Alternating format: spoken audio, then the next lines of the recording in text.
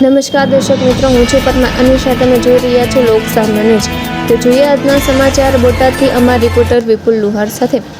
ગઢડા શહેર ખાતે અખિલ ભારતીય યુવા કોળી સમાજ દ્વારા તેજસ્વી તારલાઓ 13મો ઇનામ વિતરણ અને સન્માન સમારોહ ભવ્ય રીતે યોજાયો હતો. ગઢડા શહેરની નૂતન કન્યા વિદ્યાલયના પ્રાર્થના ખંડ ખાતે યોજાયેલા આ કાર્યક્રમમાં સમાજના તેજસ્વી વિદ્યાર્થીઓને ઇનામો અર્પણ કરી તેમનું સન્માન કરવામાં આવ્યું હતું.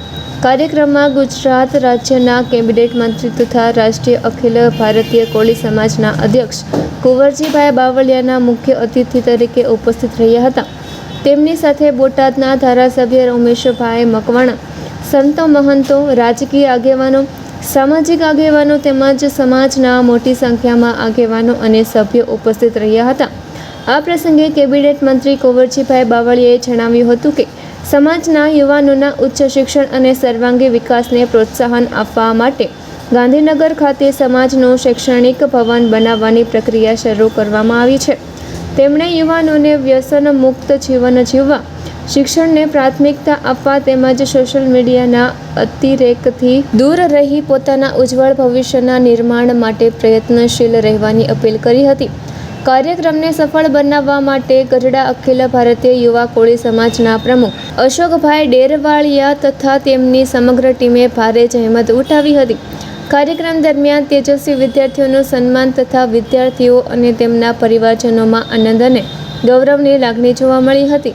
સમાજના આગેવાનોએ પણ વિદ્યાર્થીઓને અભિનંદન પાઠવી તેમના ઉજ્જવળ ભવિષ્ય માટે શુભેચ્છાઓ પાઠવી હતી. સમગ્ર કાર્યક્રમ ઉત્સાહભર્યા અને ગૌરવપૂર્ણ વાતાવરણમાં સંપન્ન થયો હતો.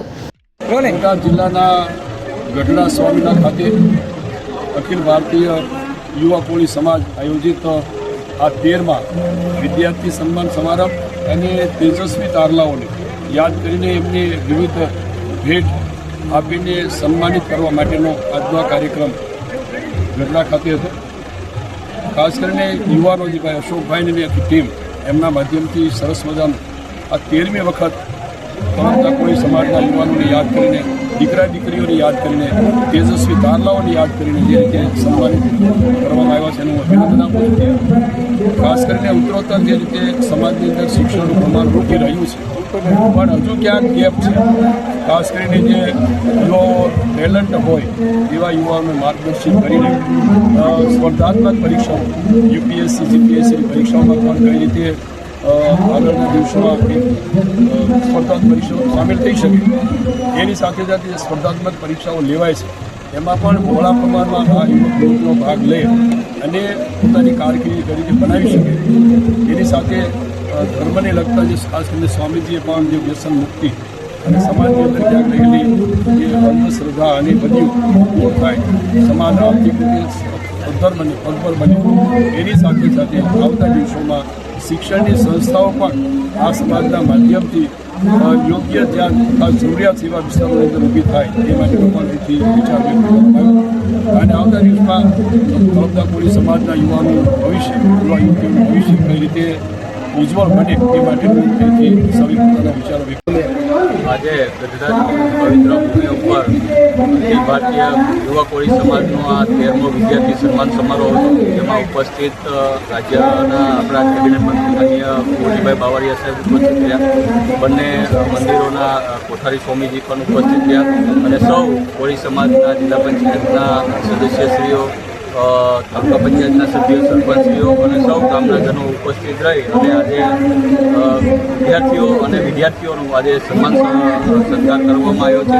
જેને ધોરણ 8થી લઈને 12 સુધી જે વિદ્યાર્થીએ મહેનત કરી અને સારા ગુણ મેળવ્યા છે એનું આજે સમાજ દ્વારા આજે સન્માન કરવામાં આવ્યું છે.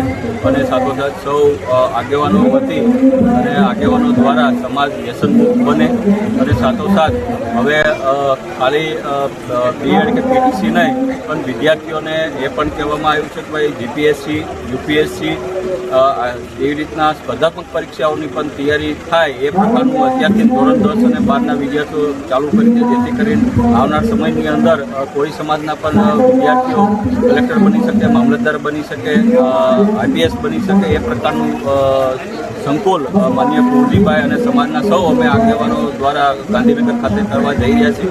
અને બોટાદ જિલ્લામાં પણ એક કોળી સમાજનું સંકુલ બને જેમાં વિદ્યાર્થીઓ રહી અને સ્પર્ધાત્મક પરીક્ષાની તૈયારી કરી શકે એ પ્રકારનું આજે ગોલ આપવામાં આવ્યો છે. તો ફરી મળીશું એક નવા સમાચાર સાથે. ત્યાં સુધી જોતા રહો લોક સામનો ન્યૂઝ.